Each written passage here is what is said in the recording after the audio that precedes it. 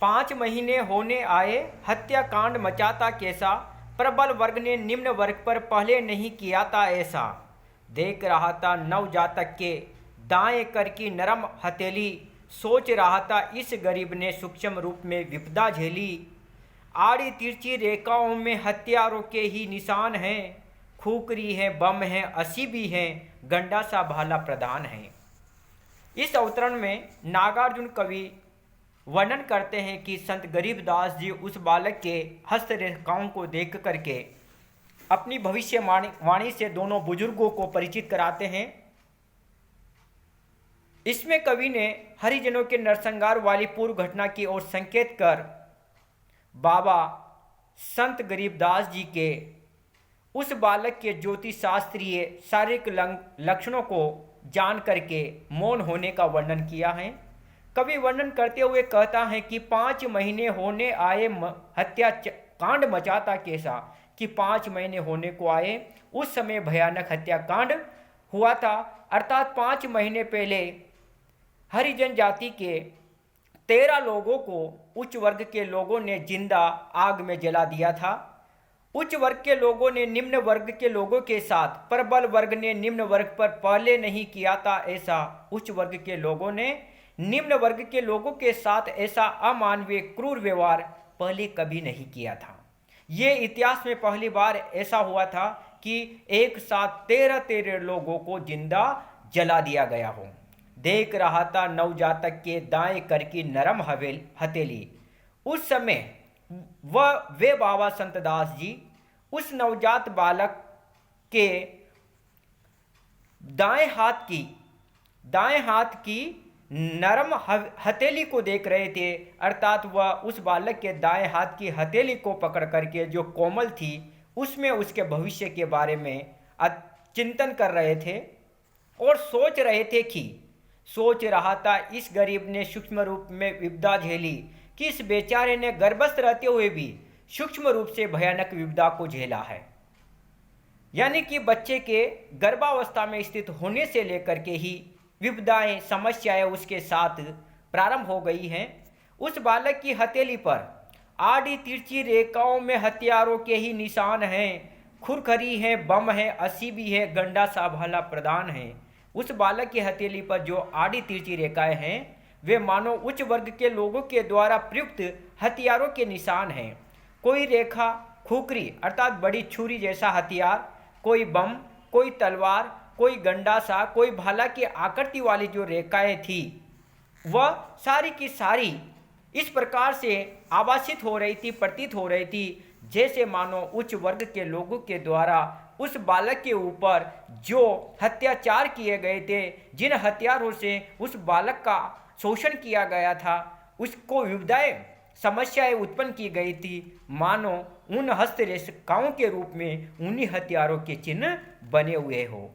यहाँ पर कवि ने कल्पना एवं जनवादी चेतना के द्वारा उस बालक के भविष्य के बारे में हमें बताया है कि निश्चित रूप से इस बालक का जो भविष्य है वह उजागर है, प्रकाशमान है, क्योंकि इस बालक ने जन्म से ही अनेक उच्च वर्ग के लोगों के शोषणों को झेलना प्रारंभ कर दिया था। गर्भस्थ स्थिति में ही उसे अपने पिता को शोषण के कारण ही खोना पड़ा था।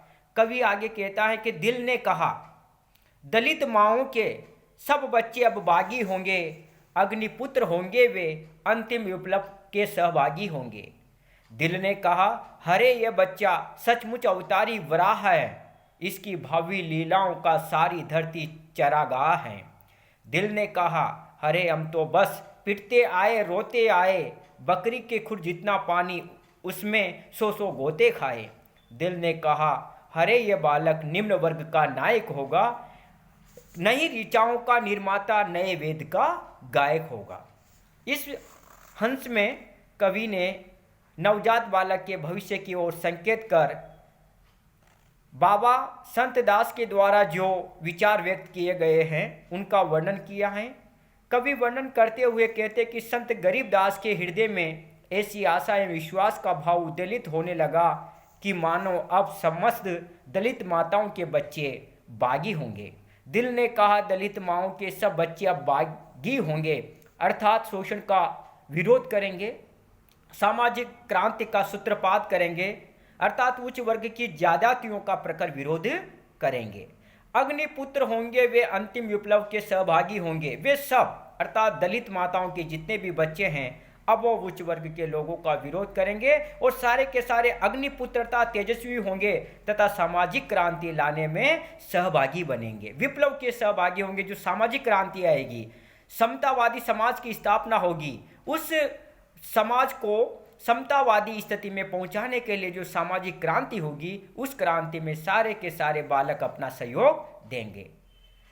कवि कहता है कि उस संत गरीबदास जी के मन में फिर विचार आता है और आगे वह सोचते हैं कि दिल ने कहा अरे ये बच्चा सचमुच अवतारी वराह है, इसकी भावी लीलाओं का सारी धरती चारागाह है।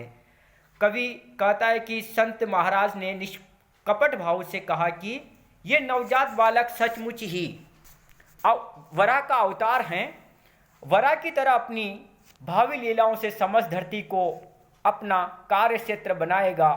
अर्थात ये संपूर्ण धरती पर अपनी लीलाओं के माध्यम से, अपने कार्यों के माध्यम से, सामाजिक क्रांति के माध्यम से सारी की सारी धरती को अपना कार्य क्षेत्र बना लेगा। आगे गरीबदास जी सोचते कि दिल ने कहा हरे हम तो बस पीटते आए रोते आए, बकरी के खुर जितना पानी उसमें सौ सौ गोते खाए।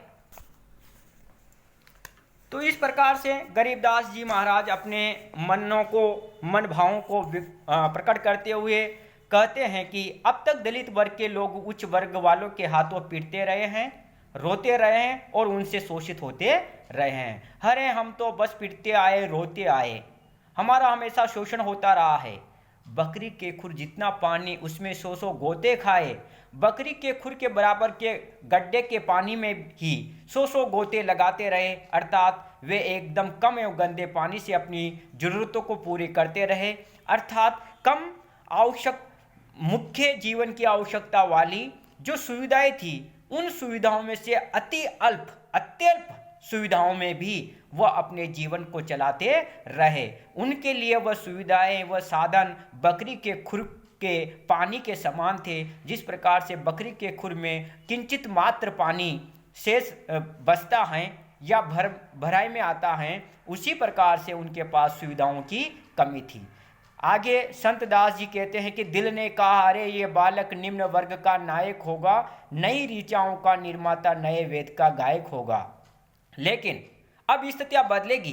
गरीबदास जी को मन में आशा और विश्वास उत्पन्न होता है और वह सोचते हैं कि अब यह बालक निम्न वर्ग के लोगों का नेता बनेगा। अरे यह बालक निम्न वर्ग का नायक होगा। एक प्रकार से यह नई सामाजिक व्यवस्था के मंत्रों का, नई ऋचाओं का निर्माण करेगा, सामाजिक व्यवस्था के नए नियम बनाएगा, नई ऋचाएं घड़ेगा, नए तरीके उत्पन्न करेगा और नए वेद अर्थात ज्ञान चेतना का गायक होगा। सामाजिक क्रांति के रूप में यह बालक नई चेतनाएं उत्पन्न करेगा, नए ज्ञान का संचार करेगा, नए वेद का गायक होगा और इस प्रकार से नवजात शिशु बड़ा होकर के सभी दलितों का कल्याण करेगा।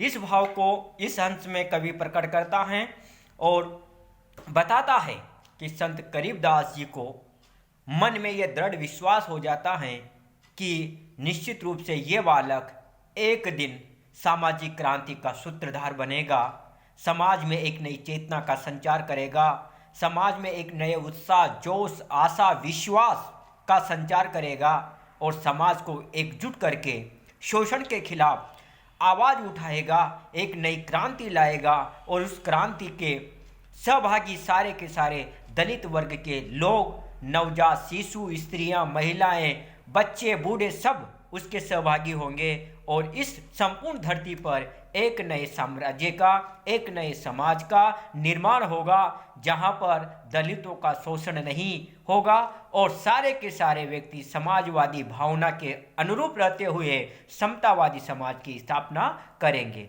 जय हिंद, जय भारत।